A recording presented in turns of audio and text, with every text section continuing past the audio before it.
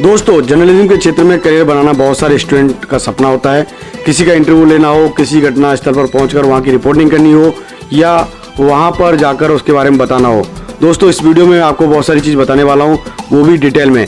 लेकिन उससे पहले हम ये जान लेते हैं कि पत्रकारिता होता क्या है, कौन लोग पत्रकार बन सकते हैं, कितने तरह के कोर्स होते हैं, 12वीं के बाद कौन से कोर्स होते हैं, ग्रेजुएशन के बाद कौन से कोर्स करने होते हैं, एडमिशन कहाँ लें और सैलरी कितनी मिलती है। इन सभी पॉइंट पर मैं सारी जानकारी देने वाला हूं, तो हमारे साथ जुड़े रहिए। मैं आपका दोस्त और होस्ट दामोदर सिंह राजावत आपका फिर से स्वागत करता हूं ई खबर डिटेल मीडिया के ऑफिशियल चैनल में, जिसमें आप देश विदेश, खेल, मनोरंजन, राजनीति, व्यापार की खबरें पाते हैं। दोस्तों, अगर आपने अभी तक हमारे चैनल को सब्सक्राइब नहीं किया है तो जरूर कर लें और बेल आइकन पर क्लिक कर दें, जिससे कि आपको नोटिफिकेशन द्वारा सारी खबरें मिलती रहें। दोस्तों, सबसे पहले जानते हैं कि पत्रकारिता का मतलब क्या है। दोस्तों, पत्रकार को इंग्लिश में जर्नलिस्ट कहते हैं और हिंदी में पत्रकारिता कहा जाता है। इन दोनों वर्ड में आपको बिल्कुल कन्फ्यूजन नहीं होना चाहिए, क्योंकि इन दोनों वर्ड को मैं आगे यूज करने वाला हूं। जर्नलिस्ट का काम किसी घटना, दुर्घटना की न्यूज बनाना होता है या किसी हस्ती या इंपॉर्टेंट पर्सन का इंटरव्यू या साक्षात्कार करना होता है। अक्सर आप टीवी पर देखते होंगे एक पत्रकार कैसे सीमा पर जाकर रिपोर्टिंग करता है, नक्सली एरिया में जाकर खबर निकालता है, रिपोर्टिंग करता है। किसी दंगे में जब लोग भाग रहे होते हैं तो वही पत्रकार अपने कैमरे के सामने रिपोर्टिंग कर रहा होता है।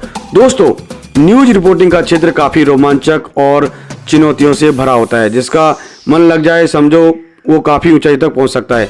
आइए अब जानते हैं कौन लोग पत्रकार बन सकते हैं।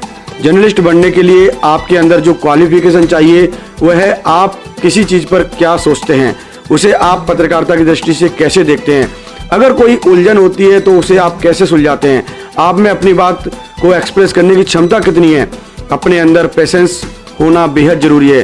किसी बात पर तुरंत गुस्सा नहीं आना चाहिए आपको।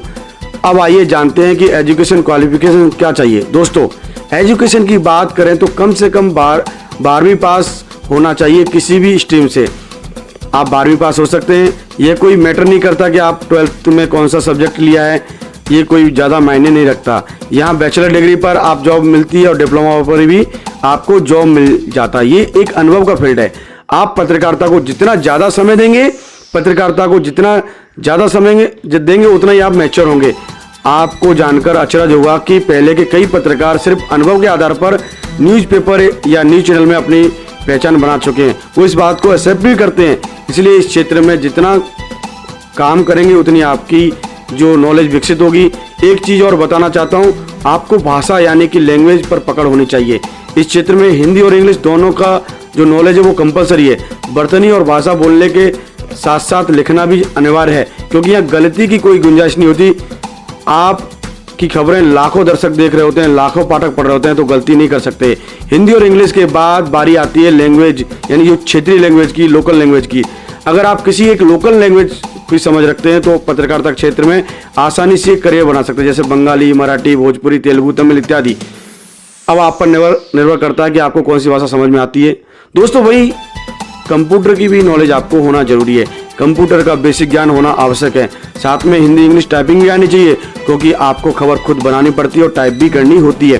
दोस्तों, एक बात आपको बताना चाहूँगा कि जो स्टूडेंट या दर्शक जर्नलिस्ट बनना चाहते हैं, IIMC एग्जाम को देना चाहिए। IIMC मतलब Indian institute of mass communication.